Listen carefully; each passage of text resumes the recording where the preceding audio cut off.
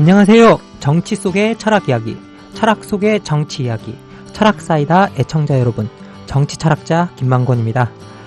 저희 철학사이다에서는요, 깊이 책 읽기를 권장하는 의도로 꼭 읽으면 좋겠다 싶은 책 한 권을 선정해서 그 한 권의 책만을 가지고 저자 혹은 역자와 이야기를 나누는 시간을 마련했습니다.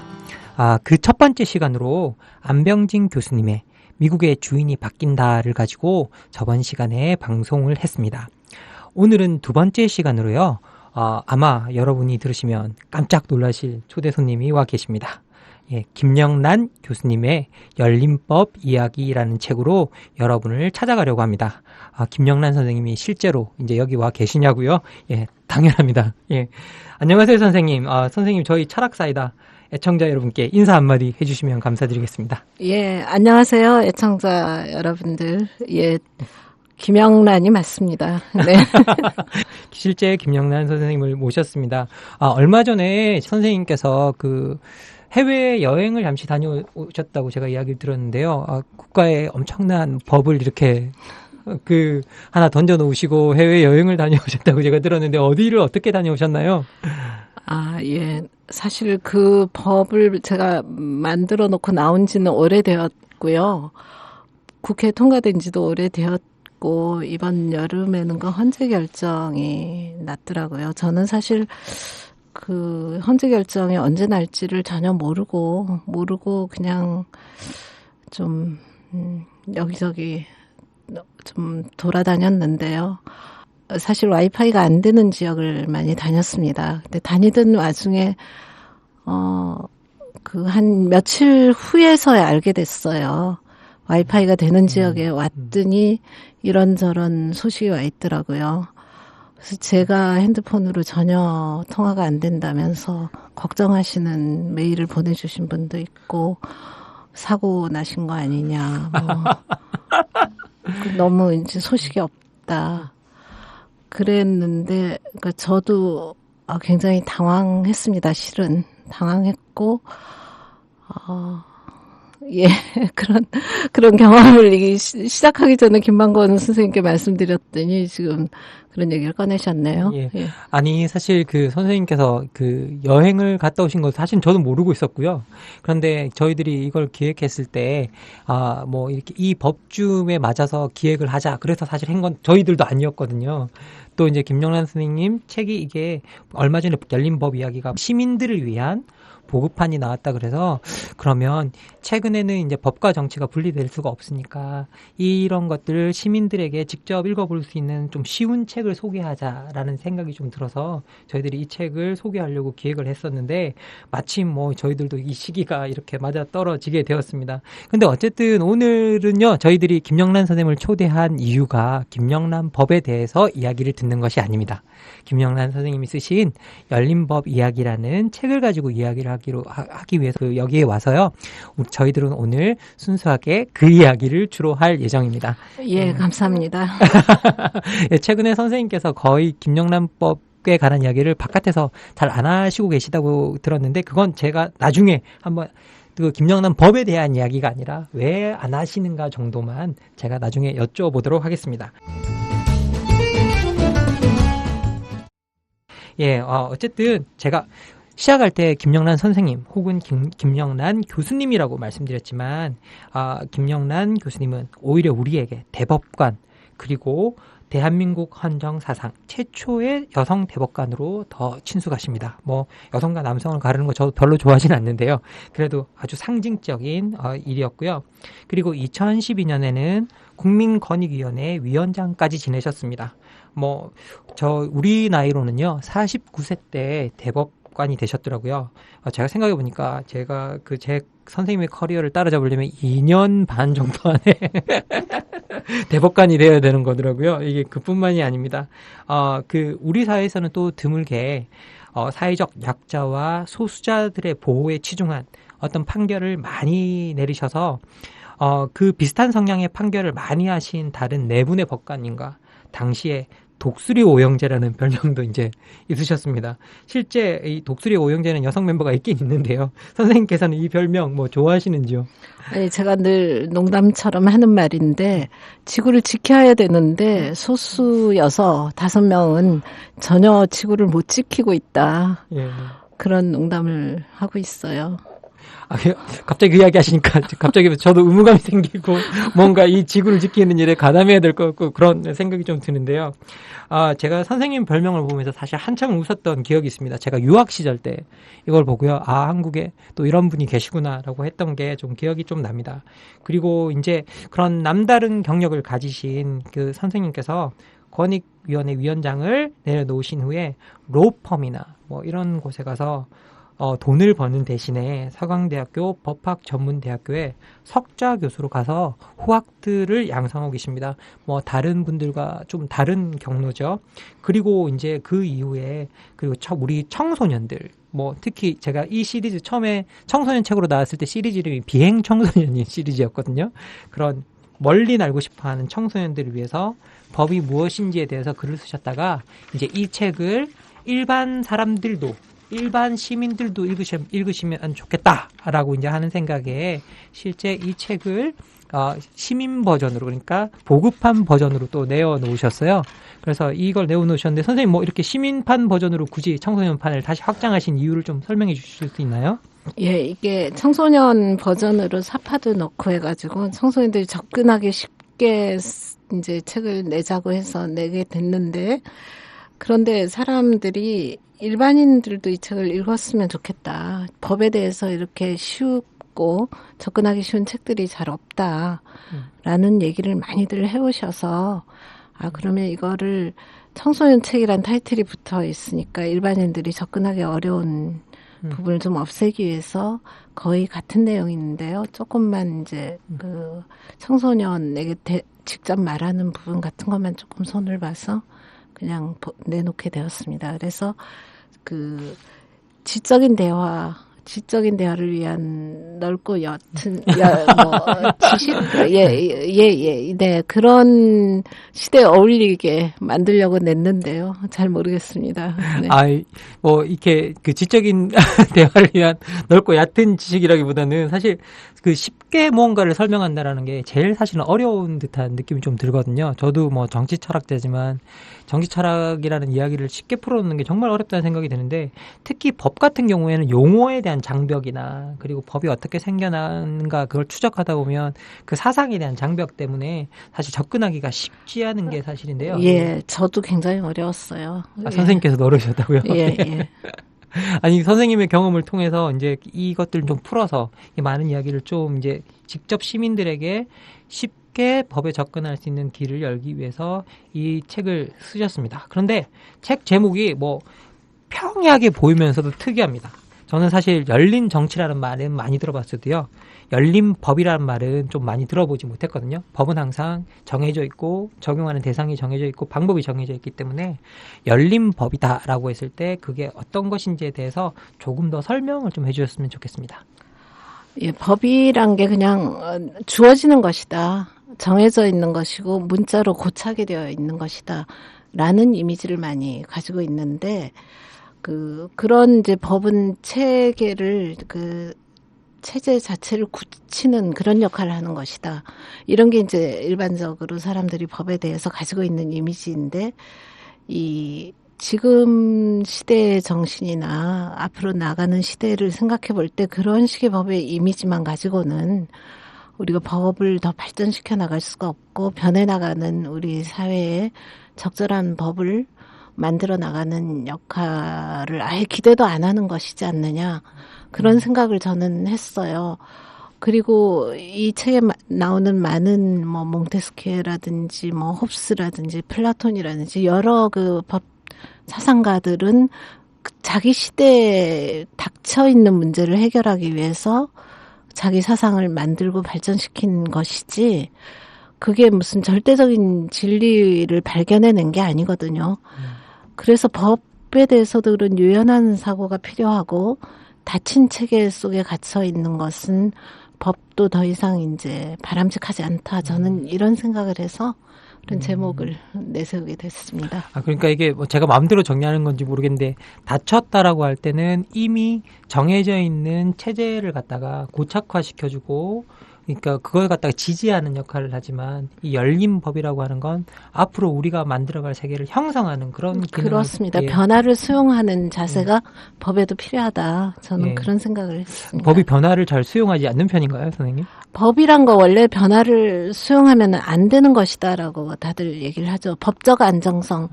그 라트브루크라는 법 철학자가 2차 세계대전 전에 그 법의 이념에 대해서 말할 때 정의와 한목적성과 법적 안정성을 얘기할 때 가장 중요한 걸 법적 안정성이라고 생각했어요.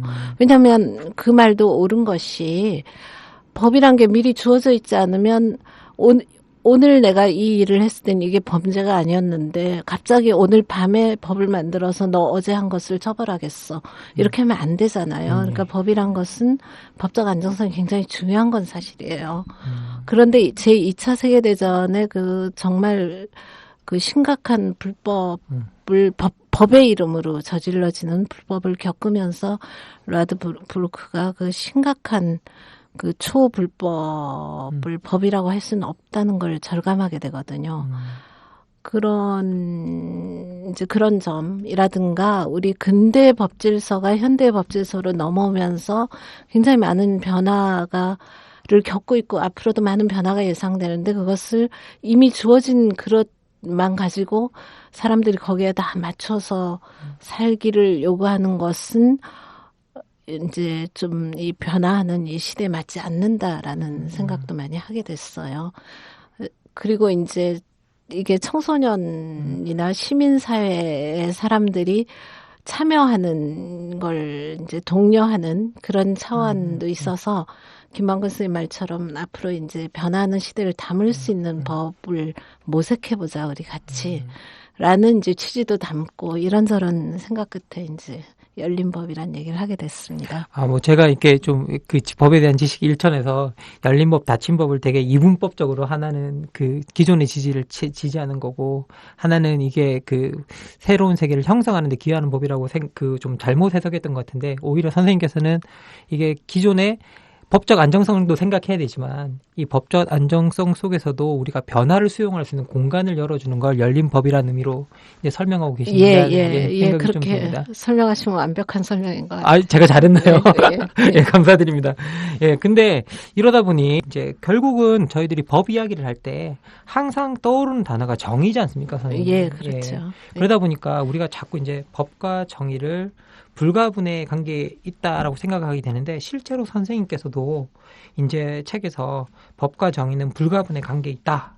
그러면서 법이 사라진 세상 혹은 법이 정의롭지 않을 때 어떤 그런 상황을 소설 속 장면을 통해서 설명하고 계신데요.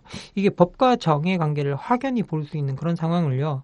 소설이나 선생님께서 쓰신 그 영화 같은 것의 한 장면을 통해서 이 자리에서 좀 설명해 주시면 좋겠는데 저 개인적으로는 동물농장이 되게 인상적이었던 것 같아요. 예.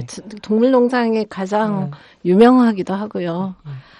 가장 극적이기도 합니다. 처음에 동물들이 인간의 그 동물에 대한 여러 가지 이제 학대나 이용 상황이나 여러 가지에 반발하면서 동물들의 자유와 평등과 독립을 주장하면서 동물농장을 만든 거잖아요. 인간을 축출하고 그랬는데 그러면서 이제 내세웠던 법들이 이제 굉장히 모든 동물을 평등하게 정의롭게 하는 그런 이제 법들을 만들었는데 그것이 조금씩 어느 사이에 페인트로 옛날 법을 덮고 새로운 법으로 바뀌는 걸 보여주고 있어요.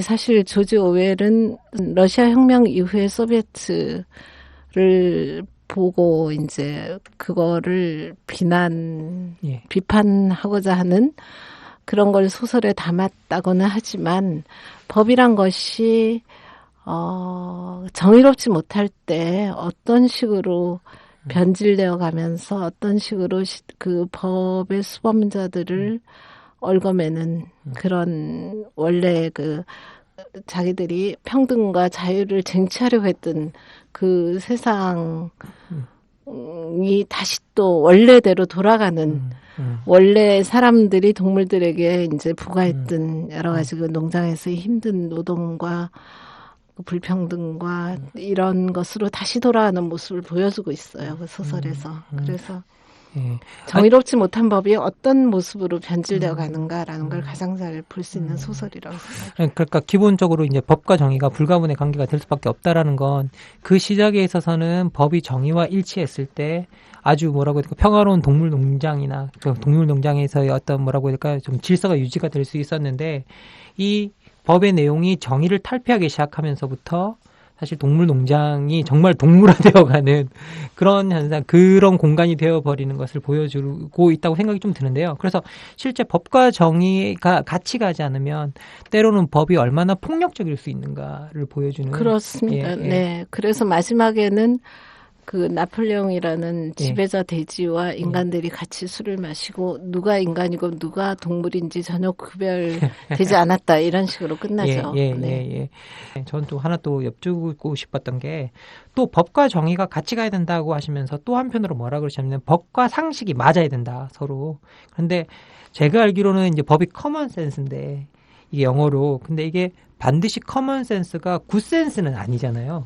그래서 상식과 호응하는 법이 어떻게 정의로운 법이 되는지 조금 더 설명해 주셨으면 좋겠습니다. 그러니까 커먼 센스가 굿 센스가 되는 것을 이제 여러 사회운동이나 그 교육이나 이런 과정에서 커먼 센스가 굿 센스가 되도록 해나가는 것이고요. 그리고 법은 이제 거기에 따라 그 굿 센스에 따른 판단을 하는 것인데 때로는 커먼 센스가 굿 센스가 아니기 때문에 열린 법이 필요한 겁니다. 닫힌 체계 속에서는 커먼 센스 이꼴 굿 센스라고 할 수가 없는 경우가 생기거든요.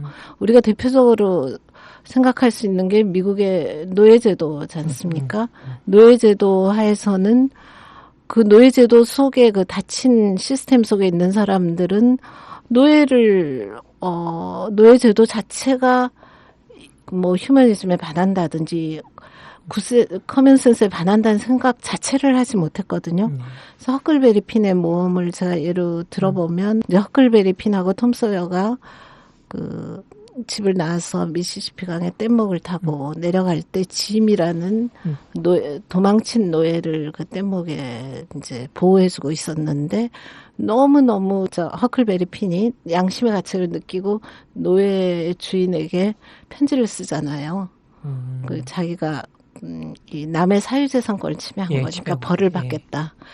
그러니까 그 짐을 그 사람의 재산이라고 생각한 게 너무 자연스러웠던 거죠. 그러니까 그건 그때 커먼 센스였죠. 지금 보면 절대 굿 센스가 아니잖아요. 그래서 커먼 센스가 굿 센스가 되어 가도록 하는 것을 이제 이제 사회에서 실현하는 것이고 법도 마찬가지로 노력을 해가야 되는 건데 닫힌 체계 내에서는 그게 어렵다는 거죠. 그러니까 결국은 사실 이렇게 법이 우리들의 상식을 벗어나면 루소가 제가 그 사회계약론에서 그 이야기를 하거든요.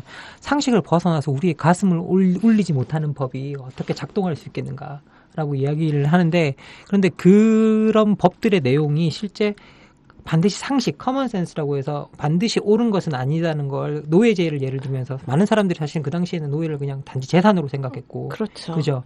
그렇게 일반적으로 널린 생각 속에서는 소위 그 노예제 자체가 잘못됐다는 생각을 못 하니까 다른 생각이 들어오도록 공간을 열어두고 참여를 이끌어냄으로써 기본적으로 가지고 있는 어떤 커먼 센스의 굿센스적인 측면을 불어넣어야 된다라는. 그래서 사실 표현의 자유라든지 이런 그 정치적 참여 같은 게 중요하게 되는 거죠.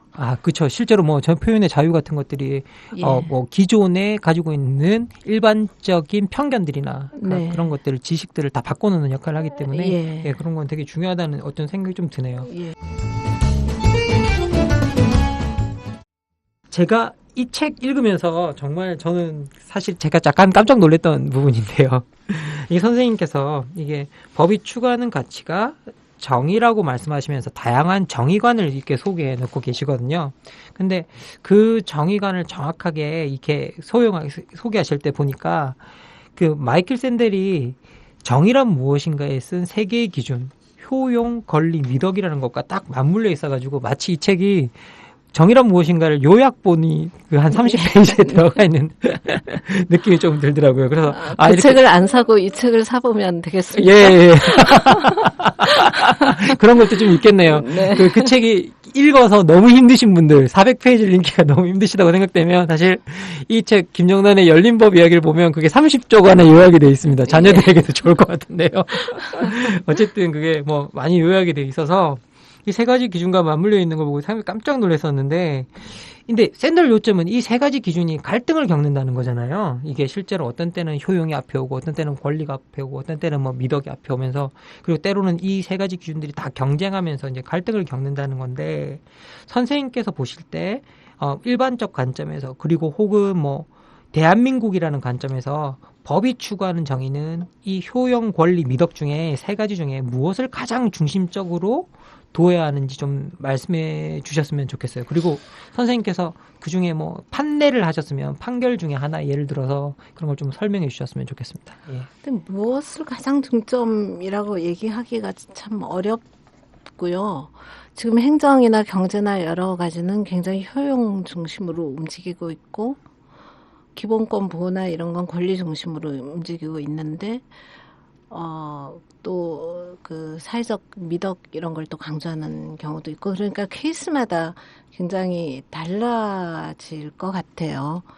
달라지고, 예를 들어 국민의 정부 시대인가요? 그 토지 공개념 이라면서 조세에 관한 여러 가지 제도를 많이 도입했고, 그게 헌법재판소에 가서 위헌 결정도 많이 나왔어요.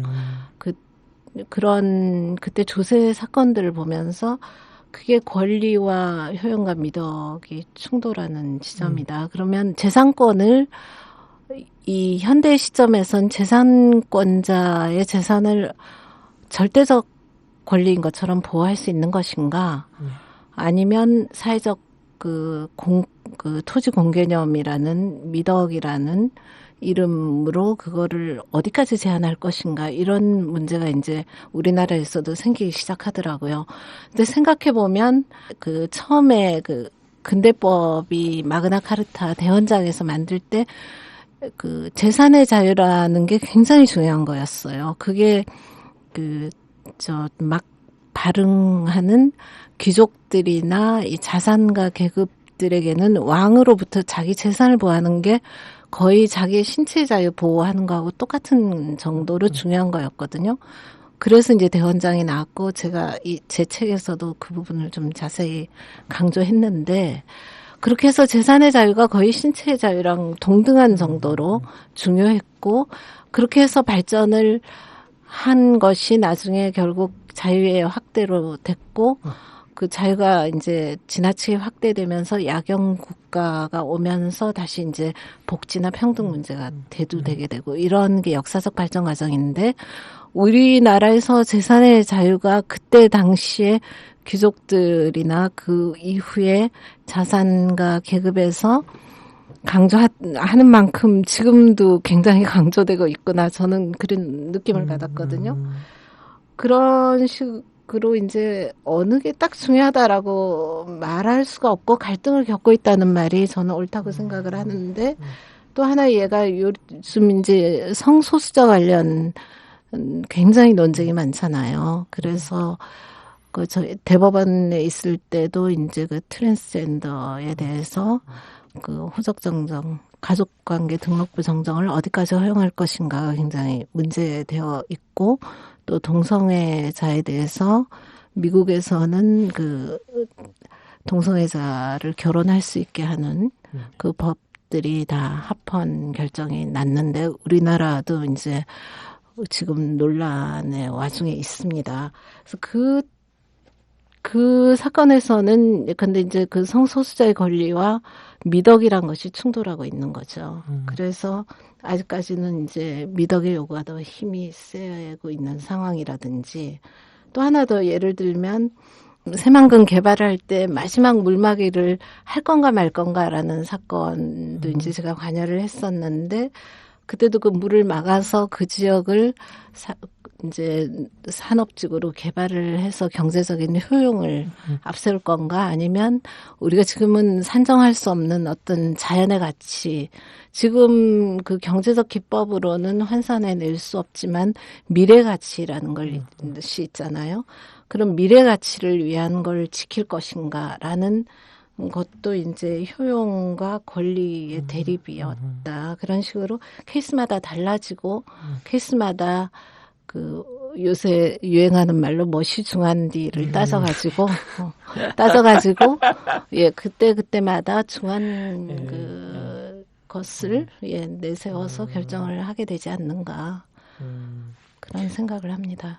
아니, 뭐, 저 같은 경우에는 이제 이 효용 권리 미덕이라는 거 아까 말씀해 주셨는데, 사실 재산권 같은 경우에는 저희 정치철학에서는 어떻게 이야기하냐면, 이 재산권이라는 권리 자체가 재산이 있을 때에만 남한테 의견을 팔지 않기 때문에, 나간의 의견을 팔지 않고 자신의 의견을 지키는 미덕이 있는 인간이 되게 만드는 어떤 중요한 도구다라고 해서 이 재산권을 지켜주는 역할을 이제 엄청나게 많이 강조하고 실제 로크도 그런 입장에서 많이 강조를 했었거든요. 그렇죠. 마그나 카르타에서 귀족들이 조세 매기려면 조세 법률주의가 그때부터 나온 건데 법에 의해서만 매길 수 있다. 왕이 마음대로 조세를 못 매긴다라는 게 다 그래서 그런 거죠. 귀족이 왕권으로부터 귀족권을 지키려면 재산이 있어야 지킬 수 있는 거거든요. 그러니까 거의 뭐 그때는 생명권이나 다를 바 없이 지금 생각하면 재산권과 생명권이면 생명권이 우선할 것 같은데 거의 똑같다고 생각했고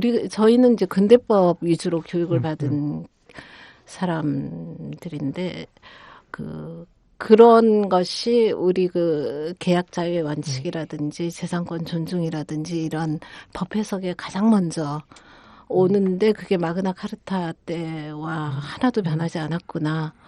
그런데 현대에서는 과연 재산의 자유와 그 사회 공동체 그 미덕과 효용과 이걸 어떻게 조화시켜야 하냐라는 거에 대해서 좀 더 생각을 해봐야 된다는 게 그 토지 공개념 사건이었던 것 같고 결국 그 재산권이 가장 중요한 걸로 그 사건에서는 이제 되었어요. 근데 앞으로도 계속 그렇게 그 사회적 자원의 이제 효용 문제라든지 이런 게 권리만 가지고 해석이 가능한 것인지 이런 문제는 계속 제기되고 있다고 보거든요. 그런데도 불구하고 제가 아는 한 선생님께서는 뭐 성소수자나 이런 데 관련된 거는 주로 권리를 위주로 판단을 하셨잖아요. 예, 그러니까 케이스마다 달라질 수밖에 없는 것이고 어떤 케이스에서는 권리가 더 앞서는 것이고 어떤 케이스에서는 미덕이 앞서는 것이고 어떤 케이스는 효용이 앞서는 것이고 그것을 판단하는 게 이제 법률가들이 하고 있고 헌법재판소나 대법원에서 주로 많이 하고 있는 것이죠. 예. 아니 실제 사실 저희들도 이제 그 정치 철학을 하면서 사실 이 정의론을 가르칠 때 효용, 권리, 미덕이 경쟁하는 관계를 가르치는데 막상 저희들도 공부를 하다 보면 어느 게 앞에 가는지 모를 때가 정말 헷갈릴 때가 너무 많고요. 뭘 판단을 해야 되는지 정말 헷갈릴 때가 많은데 그래서 주로 선생님 말대로 이제 사건별로 케이스 바이 케이스로 결국은 판단할 수 없는 게 아닌가라고 이야기를 하는 지점은 또 있습니다. 그런데 기본적으로 우리나라 같은 경우에는 역사적으로는 효용과 이제 미덕에 주로 그 판단을 많이 해오다가 최근에 권리라는 개념이 들어오면서 80년대 이후 뭐 90년대 이후에 이제 권리라는 개념이 들어오면서 권리에 관한 판단들이 많아지고 있다라는 건 좀 보이고요. 그리고 특히 그런 것들이 재산권과 많이 연결된 것 같아요. 예. 그러니까 재산권에서는 굉장히 이제 권리 우선이라는 것이 중요해졌는데 성소수자 이런 데서는 아직도 여전히 권리보다 미덕이 더 우선되고 있다든지 이제 그런 얘기를 제가 하고 있는 거죠. 알겠습니다. 그러면 선생님 뭐 제가 정의와 관계된 이야기를 좀 하다 보니까 결국 이 질문을 할 수밖에 없는데요. 흔히 악법도 법이라고 주장하는 사람들 이제 볼 수가 있는데 선생님 경험상 이렇게 악법은 어떻게 탄생하게 되는 것 같나요? 그러면 뭐 정의롭지 않은 법을 그렇게 탄생한 정의롭지 않은 법을 지키는 것을 정의라고 부를 수 있는가? 악법을 지키는 것을 정의라고 부를 수 있는가? 그것도 한번 여쭙고 싶습니다. 이거는 소크라테스 이래로 논쟁을 한 것인데요. 그런데 이 법이 왜 필요하냐면 자의를 배제하기 위해서 법이 필요한 거거든요. 그래서 아까 마그나카르타 얘기를 했는데 그 왕의 자의를 배제하기 위해서 대헌장이란 걸 요구했고요. 귀족들이. 그게 이제 영국에서는 권리청원, 권리장전 이렇게 발전했고 영국의 헌법을 구성하고 있고요. 우리도 이제 우리 헌법이 이렇게 자의를 배제하는 것이 가장 중요한 법인데 이 악법이라는 거는 사실 문자로 쓰여져 있지만 그 자의를 배제하지 못하는 것이에요. 뭐 히틀러가 그 뉘른베르크 법을 선포하면서 그 유태인에 대해서 이런저런 조치를 하고 뭐 노란 별을 달게 하고 재산을 몰수하고 수용소에 넣고 다 법을 갖고 한 거잖아요. 네. 그러니까 그것을 법이라고 할 수가 없는 거죠. 그 히틀러나 그 나치당의 자의를 전혀 배제하지 못하는 거였잖아요. 그래서 그런 의미에서는 악법은 정의롭지 않은 법을 법이라고 할 수는 없을 것 같아요. 예. 그러면 그 악법은 안 지켜도 된다라고 생각하시는 건가요, 선생님? 근데 그런 악법을 만들지 못하도록 참여해야 하는 것이죠. 예. 그런 것이고 그러면 소크라테스처럼 우리가 선택한 법이니까 지키기 위해서 독배를 마셔야 하는가? 그거에 대한 많은 논쟁은 정말 책이 엄청나게 많이 있는 걸로 알고 있어요. 그 실제로 소크라테스가 어떻게 해서 그 독배를 마셨는지. 어쨌든 그 부분을 제가 지금 여기서 길게 말할 수는 없지만, 어쨌든 악법이 자의적으로 우리 사회에서 횡행하도록 내버려둬서는 안 되는 것이죠. 어떻게 할 것이냐에 대해서 이제 지혜를 모아야 하는 것이죠. 예. 어떤 방법으로 횡행하지 않도록 할 것이냐 이런 걸 많이 얘기해야 될 것 같아요. 제가 사실 일부러 선생님을 이것을 선택할 것인가 저것을 선택할 것인가라는 상황 속으로 많이 밀어넣고 있는 것 같은 좀 느낌이 드는데요. 뭐 실제 저 같은 경우에는 악법도 법이다라고 했을 때 이 법을 지켜야 되느냐 말아야 되느냐 같은 것들이 사실 우리한테 엄청난 많은 논쟁이 되고 있어서 실제 그 법을 안 지킬 때 그 법이 어떤 효용성을 잃게 된다라는 사람들도 있고, 그리고 아니면 어떤 사람은 그 법을 고칠 때까지, 문자적으로 고칠 때까지 어쨌든 우리는 그 법을 반드시 지켜줘야만 한다. 그래야 사회 법적 안정성이 유지된다라고 하는데, 이 법적 안정성과 법적 변화 사이에서 참 우리가 선택하기 힘든 그런 것들이 좀 있다라는 생각이 좀 듭니다. 근데 이 악법을 또 물어봤던 이유는 뭐냐면, 사실 우리 사회에서 가장 저는 중요한 것 중에 하나가 법 앞에서의 평등이라고 생각을 하거든요. 근데 이 법 앞에서 평등 정말 훌륭한 말이지만 실제 많은 사람들이 법은 강자들을 위한 것으로 만들어져 있다라고 이제 이야기 뭐 하기도 하죠. 뭐 예를 들어서 이 도널드 트럼프 같은 거 최근에 요즘 이 인물이 자기가 뉴욕 한복판에서 사람을 권총으로 쏘아 죽여도 지지율이 안 떨어질 거다라고 말하는 거잖아요. 말하고 있는데요. 여기에서는 이게 법을 돈으로 살 수 있는 현실이 있기 때문에 이런 사람이 이렇게 이야기할 수 있다라는 생각이 좀 드는데, 선생님께서는 법 앞에서 평등이 이루어지는 가장 중요한 요소가 이제 무엇이라고 생각하시는지 한번 좀 말씀해 주셨으면 좋겠습니다. 너무 어려운 그렇잖아요. 정치 철학자께서 사실 답해야 되는 문제 생각을 하는데요. 그런데 그러니까 지금 미국 같은 데는 이제 절차적 평등을 얘기하고 있어요. 절차적 정의. 그러니까 평등하지 않을 경우 나와서 말할 수 있는 정의. 그것이면 된다라고 주장을 하고 있어요. 그런데 예를 들어 이제 미국과 다르게 굉장히 뭐 미국도 지금은 어떤지 모르겠습니다만은 블루드레스라는 그 남아프리카 공화국의 헌법재판관을 지내신 알비 삭스 그분이 쓰신 책을 보면 그 부분에서 이제 드워킨하고 논쟁한 얘기를 소개하고 계신데 거기 보면 절차적 정의만 갖고는 도저히 안 되는, 지금 그냥 죽어가는 아주 가난한 어려운 사람에게 네가 나가서 호소할 수 있는 것을 동등하게 보장해 준다는 게 무슨 의미가 있냐. 그것만으로는 우리나라에서는 안 된다, 또 이렇게 얘기를 하고 있기도 하거든요. 그래서 그 개념에서 나온 게 예를 들어 이제 마사 누스밤 민화 아마르티아 센 같은 분이 얘기하는 역량을 실현할 수 있는 정의, 역량을 실현할 수 있는가 하는 게 평등의 기준이 돼야 된다라는 얘기를 하고 있는데 이제 그 부분도 상당히 좋은 얘기라고 저는 생각을 하는데 결국은 그 얘기들은 뭐냐면 결국 그 소수자, 그러니까 여러 그 보호받지 못하는 소수자에 대해서 권리 보호를 어디까지 해줄 것인가, 어디까지 해줄 수 있는 사회인가, 이런 문제라고 생각이 들어요. 그래서 제가 이제 소수자 보호가 중요하다.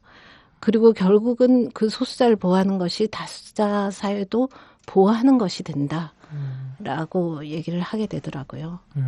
사실 뭐 이렇게 저는 존 스튜어트 밀의 말 중에 가장 좋은 말이라고 생각하는 것 중에 하나가 장기적으로는 모든 사람들의 인권을 보호하는 것이 가장 효용이 높은 일이다. 그렇죠. 그 공리주의자였죠. 존 스튜어트 밀도. 네. 그 이야기를 하는 대목이 있는데 저 그 부분에 대해서는 상당히 뭐 이렇게 동의하게 되는데요. 결국은 그게 굳이 권리에 관한 이야기가 아니라 그게 장기적 안목에서는 훨씬 더 우리한테 많은 효용을 준다라고 이제 주장을 하는 분이 그거 보고 저도 거기에 대해서 좀 동감하는 부분이 있었는데 결국은 이 법 앞에서의 평등 이야기할 때 사실 제가 이런 것도 이제 물었던 이유가 뭐냐면 지금 현재 법에서 돈이 너무 많은 역할을 하고 있잖아요. 그래서 우리가 뭐 그 국선 변호사를 선임할 권리도 있고 뭐하고도 그렇게 있지만 실제 그 돈이 가지는 법 앞에서의 평등을 파괴하는 힘이 너무나 강력해서 제가 볼 때 선생님께 한번 여쭤본 건데 선생님께서는 이게 제도적으로 어떻게 제약을 할 수 있다고 생각하시나요? 이 돈이 법을 침해하는 현상. 문제점에 대한 인식을 같이 하면 저는 어느 정도는 시스템으로 좀 제약을 할 수 있다라고 생각을 하는 아니 그걸 해야 되는 거죠. 그게 완벽하게 우리가 제약을 한다든지 시스템화 할 수 있다라면서 하는 거는 아니잖아요. 그렇지만 방향을 어느 정도는 제약을 해나가야지 그거를 그냥 내버려 두긴 좀 어렵다는 문제인식은 다 거의 비슷하게 사회철학자들이 하고 계신 것 같고요. 전 실제 좀 현실적인 문제를 좀 여쭤보고 싶은데요. 이제 선생님께서 법조인이시고 이제 대법관도 지내시고 하셨으니까 실제 많은 저희들이 대법관이나 이렇게 법 쪽에 계신 많은 분들이 거기에 은퇴하실 때 다 대형 로펌으로 가시잖아요. 이런 것들을 법적으로 제약하는 건 가능한가요, 실제? 글쎄 제가 그렇게 얘기했더니 직업의 자유의 침해라고 얘기를 하시는 분들이 있던데 근데 이제 현실적으로 저 같은 경우에 대법관을 퇴임했을 때 60세가 되지 않았는데, 그럼, 먹고 사는 것도 먹고 사는 거지만, 그건 뭐 연금이 나오니까요. 그런데 뭔가 일을 해야 되잖아요. 그러면 뭐 무료 법률 상담만 하고 남은 한 20, 30년, 뭐 적어도 10년 이상을 보낼 수도 있고, 또 뭐 학교에 가서 강의를 할 수도 있지만 모든 사람이 또 학교에 가서 강의할 수는 없는 거고 그래서 그 일을 할 수 있게 뭔가를 해줘야 되는 현실적인 문제가 있기는 해요. 그래서 제가 무조건 법으로 제약을 하기 어려운 부분이 있는 건 사실이지만 어쨌든 좀 자제할 수 있으면 자제하는 건 좋겠다라는 이제 개인적인 생각을 하고 있어요. 그러니까 제도를 뭘 좀 만들어 주면 좋겠어요. 미국 같은 경우에는 오코너 미국 최초의 여성 대법관 은퇴하시고 나서 뭐 활발히 하시는데 종신제인데 은퇴를 했으니까 종신까지 원하면 대법원에 이제 개인 사무실도 유지하고 모든 재판을 그 대법원이 아닌 연방법원에 가서 재판을 다 하실 수 있고 뭐 그런 월급은 다 받고 이런 미국은 아주 그게 종신제니까 연방 판사에 대한 대우가 굉장히 좋은데 우리더러 그렇게 해달라고 할 수는 또 없는 거잖아요, 그렇죠? 근데 뭔가 하여간 좀 마음에 짐을 지지 않은 채 로펌으로 가는 길을 선택하지 않아도 되는 무슨 방법이 있으면 좋겠다고 생각하시는 분들은 많다고 저는 봅니다만은 그냥 도덕적으로 가지 마라 이렇게 해갖고는 설득을 못할 것 같아요.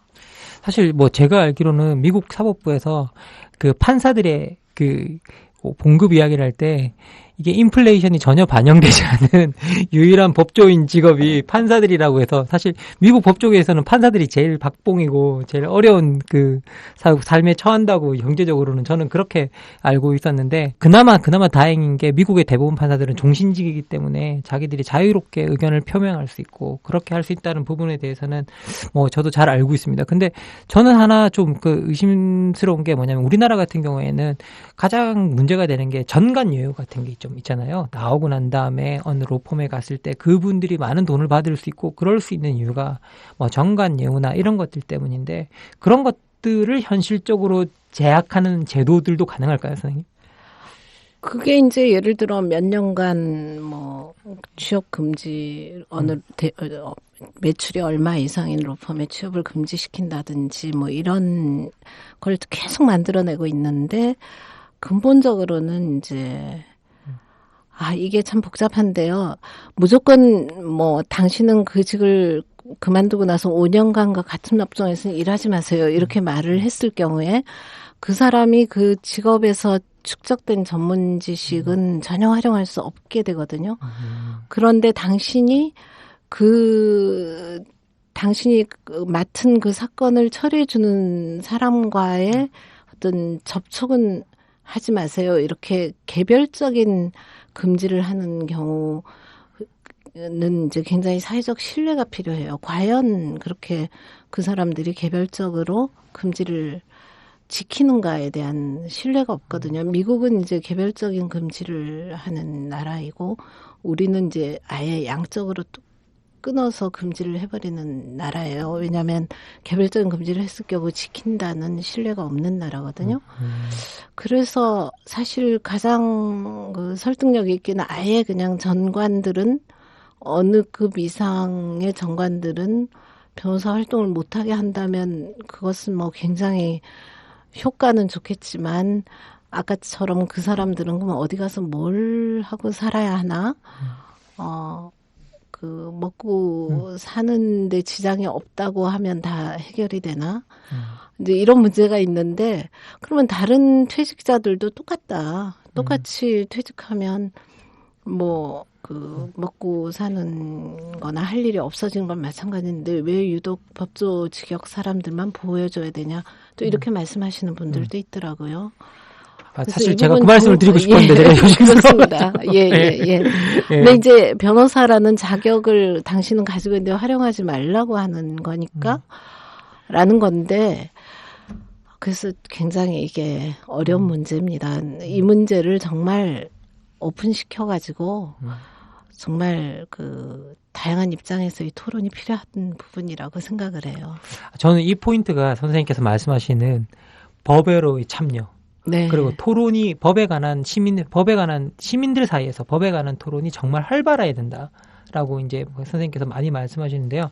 그럼 이런 법에 관한 토론들이 시민들 사이에서 확장되고 좀 일반화되기 위해서 어떤 뭐 저희들이 배심원제 이런 방법 말고 다른 방식으로 좀 확장할 수 있는 어떤 방법이 있을까요? 그러니까 지금 이제 처음에 열린법이라는 거하고도 맥락이 통하는 것인데 그 근대법이잖아요. 우리 법도 결국은 그 20세기 초까지 전 세계에서 만들어진 여러 가지 근대법의 토대를 두고 있는 법인데 그것은 뭐냐면 한 10%나 15%의 엘리트들이 이제 그 좋은 대학을 나오고 공부를 많이 하는 엘리트들이 나머지 사람들을 계몽하는 그런 정신이 근대 정신이에요. 말하자면 그 정말 그 진보적이고 그 열정을 가지고 배우지 못하고 가정 형편이 어려워서 못 배웠을 수도 있고 지적인 능력이 안 돼서 못 배웠을 수도 있고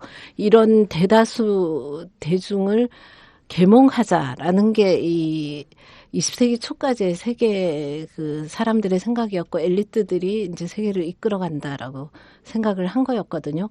그런데 굉장히 그 대중교육의 시대로 금방 전이가 됐잖아요, 사회가.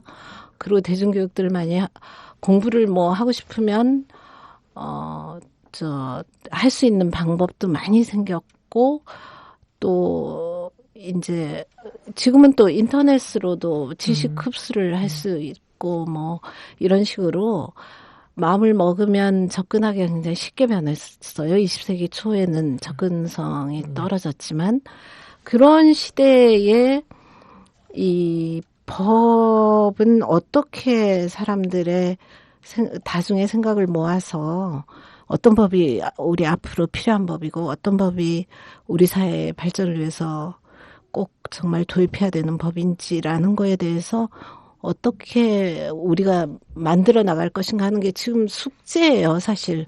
제가 이 방법이 좋습니다 이렇게 말하기 어려울 정도로 지금 우리에게 주어진 과제거든요.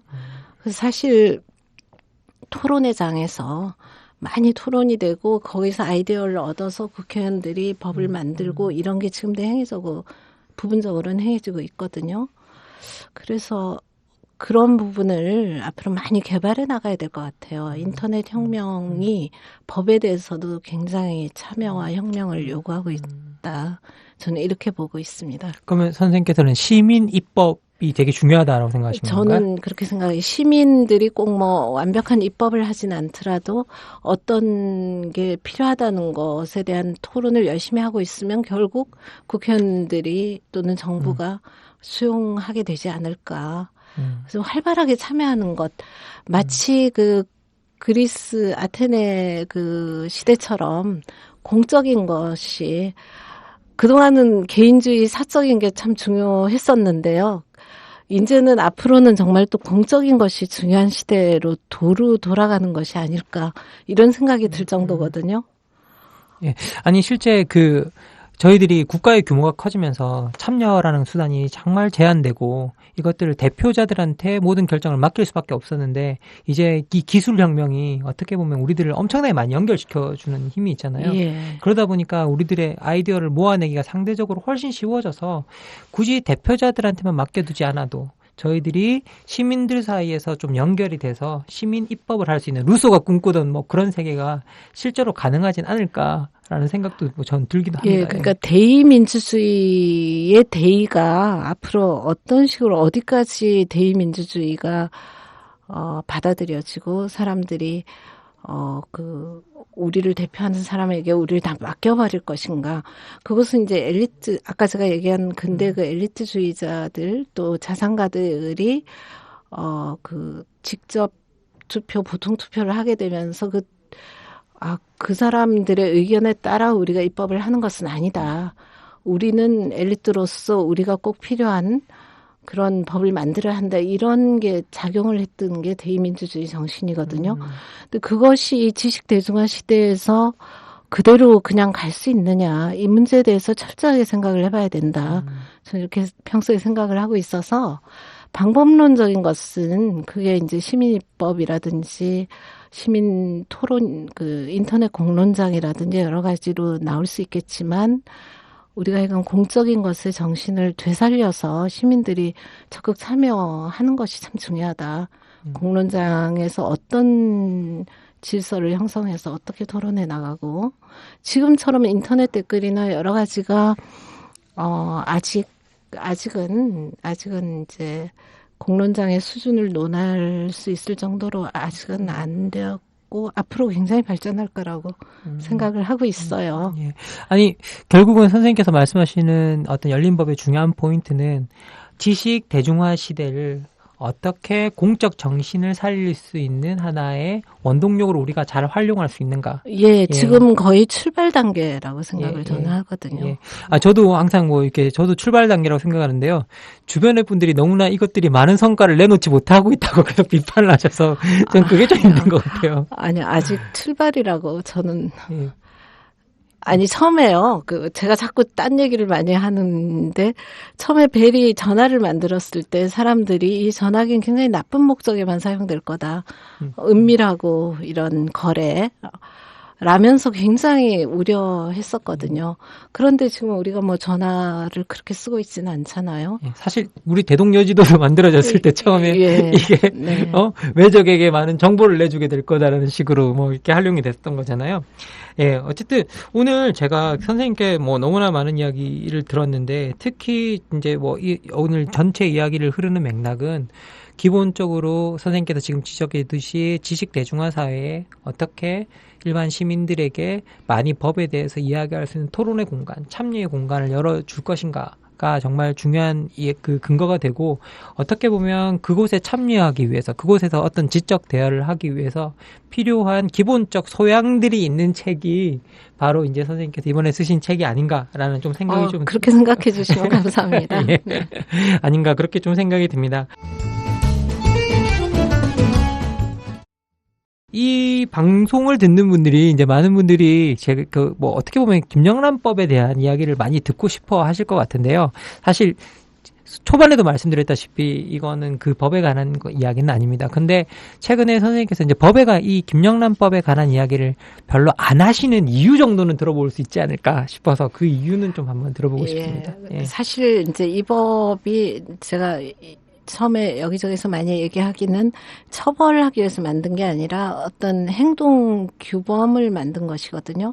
행동 규범이 원래 지금 대통령령으로 있는데 행동 강령이란 게 있는데 처벌 규정이 별로 강하지 않다 보니 이게 잘 있는지 없는지도 모르는 사람이 많고 하다 보니 이거를 이제 행동 강령을 좀 더 힘을 주기 위해서 이 법으로 올린 것인데 사실은요. 그런 것인데 제가 나서가지고 이게 문화나 관습을 많이 바꿔야 되는 부분인데 제가 나서서 뭐 옳다 그르다 이렇게 할 문제가 아니고 우리 스스로 우리도 모르게 바뀌어 나가야 되는 문제거든요. 그래서 어느 정도까지는 우리 스스로 바뀌어 나가는 우리 모습을 저도 봐야 되고 우리들 전부 다 보면서 우리가 이렇게 바뀌고 있구나라는 거를 실감하게 되는 순간이 올 텐데 제가 미리 뭐 이렇고 저렇고 막 얘기를 할 게 아니라 우리가 그냥 바뀌는 것이니까 우리가 함께 바꿔 나가는 거지 저만 바뀌는 게 아니거든요. 그래서 제가 당분간은 제가 뭐 이거에 대해서 이게 옳다 저게 옳다 이런 얘기를 할 것이 아니지 않나. 함께 바꿔 나가서 만들어가는 거거든요. 새로운 문화를. 저도 굉장히 기대하고 있습니다. 새로운 문화가 어떤 방식으로 어떻게 전개될 것인지 부디 이제 좋은 모습으로 나타나기를 바라고 이제 저를 지지해 주신 많은 분들이 좋은 모습으로 만들어 가주시면 저는 너무 감사하게 생각할 것이다. 그런 마음만 가지고 있는 거고요. 그래서 제가 뭐 여기저기 나서서 이래야 된다, 저래야 된다는 얘기를 하지 않고 있는 것입니다. 제 몫이 아니고 우리 전부의 몫이다. 그렇게 생각을 하는 겁니다. 사실 뭐 김영란법의 지지자의 한 사람으로서 제가 개인적인 코멘트를 좀 얹자면요.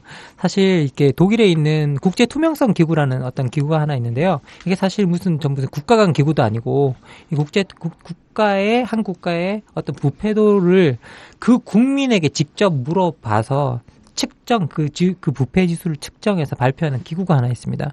그런데 이건 소위 말해서 그 국민들이 직접 의식조사를 하는 거죠. 니네 나라는 얼마나 깨끗하다고 생각하냐. 니네 관료들, 정치 지도자들 이런 사람들은 얼마나 깨끗하다고 생각하느냐를 물어보는 건데 이게 실제 이게 10점 만점이었다가 100점 만점으로 변하긴 했는데요.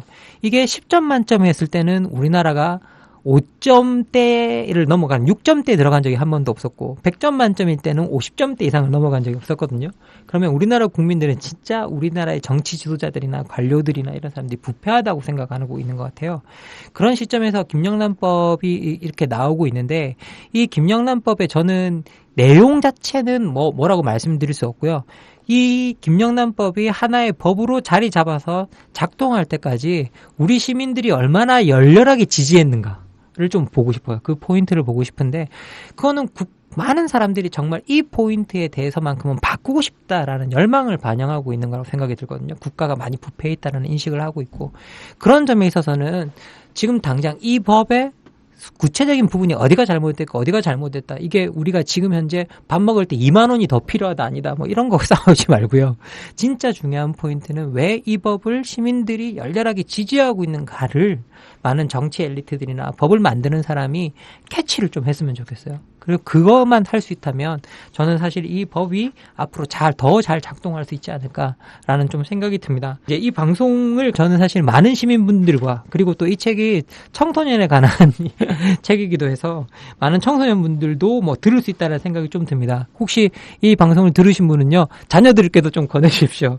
그런데 우리 청소년들과 그리고 일반 시민들에게 이제 이 책을 통해서 전달하고 싶은 메시지가 있다면 선생님께서 좀 한마디로 선생님의 말씀으로 요약해 주시면 좀 좋겠습니다. 예, 법이란 것에 시민들의 참여가 참 필요하다는 것. 그 다음에 우리들이 많이 바꿔나갈 수 있는 요소가 정말 많은 것이다. 제가 이 책에서 소개한 몽테스키니, 루소니, 홉스니, 로크니 하는 많은 사람들도 그 시대에 자기의 문제를 해결하기 위해서 뛰어든 사람들이지 절대로 자기들이 21세기에까지 자기들 이름이 운이 될 거라고는 상상하지 않았던 사람들이거든요. 그러니까 여러분들도 우리 이 시대를 해결하기 위해서 뛰어들어 주십사. 이런 얘기를 하고 싶어서 이 책을 쓴 것이다. 예. 뭐 이렇게 그런 뜻이 전달되었으면 좋겠습니다. 예. 제가 좋아하는 철학자가 한마디 이런 소리를 했었는데요. 당신이 사랑받을 만한 존재라는 걸 증명하지 못한다면 당신의 사랑은 허약하고 나약하다라는 이야기를 제가 들은 적이 있거든요. 근데 사실 누군가가 이제 그 어떤 특별한 사람이 되기 위해서는 그 사람의 말에 영향력이 있어야만 한다라는 이야기에 되게 가깝다는 생각이 드는데요. 어쨌든 선생님께서 법에 관한 이런 이야기를 이렇게 말해주신다면 사실 선생님의 이 이야기, 여러분들이 많이 이 법의 장으로 들어와서 참여해 주셔야 법이 바뀐다라는 이 이야기가 이 방송을 듣고 있는 많은 청취자들에게 정말 강력한 메시지로 전달이 되지 않을까. 제가 뭐 100번 말해봤자 소용이 없는 이야기들을 선생님께서 이 한마디로 좀 그 힘을 발휘해 주신다는 생각이 좀 듭니다. 자, 오늘은요, 김영란 선생님의 김영란의 열린 법 이야기로 이제 이야기를 좀 해보았습니다. 법이 왜 생겨나는지, 법이 추구하는 가치가 무엇인지, 그리고 어떤 시스템이 어떻게 그 가치를 실현하는지 가장 기본적이고 근본적인 질문을 이 책이 담고 있다는 생각이 좀 듭니다. 제가 읽어보니 그렇더라고요. 그리고 청소년 여러분, 그리고 일반 시민들에게 이 책이 정말 많이 도움이 될 거라는 생각이 좀 듭니다. 좋은 책 쓰시고 그 책에 담긴 좋은 이야기를 오늘 이 자리까지 와주셔서 나누어 주신 김영란 선생님께 진심으로 감사드립니다. 오늘 너무 수고하시고 감사드립니다, 선생님. 제가 감사하죠. 예, 마지막으로 애청자 여러분께 인사 좀 해주십시오. 선생님의 클로징 멘트로 닫도록 하겠습니다. 예. 제가 이런 방송에 익숙하지가 않아가지고 좀 중언부언했는데요. 결국 법이라는 것에 관심을 많이 가져주시고 법이란 게 삶과 동떨어진 게 아닌 것이다 라는 생각을 해주시기를 바랍니다. 네. 예, 법은 삶과 동떨어진 것이 아니다 라는 말씀으로 마지막을 맺어주셨습니다. 오늘 김영란 선생님과 이렇게 만나서 저도 되게 즐거웠었고요.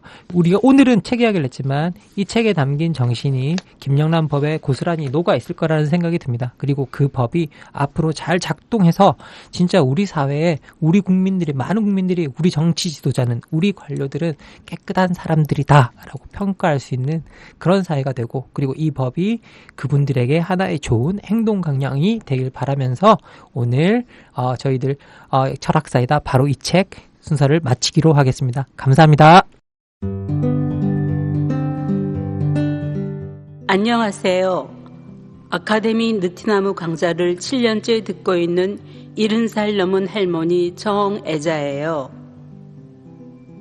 저에게 아카데미 느티나무는 새로운 배움터입니다.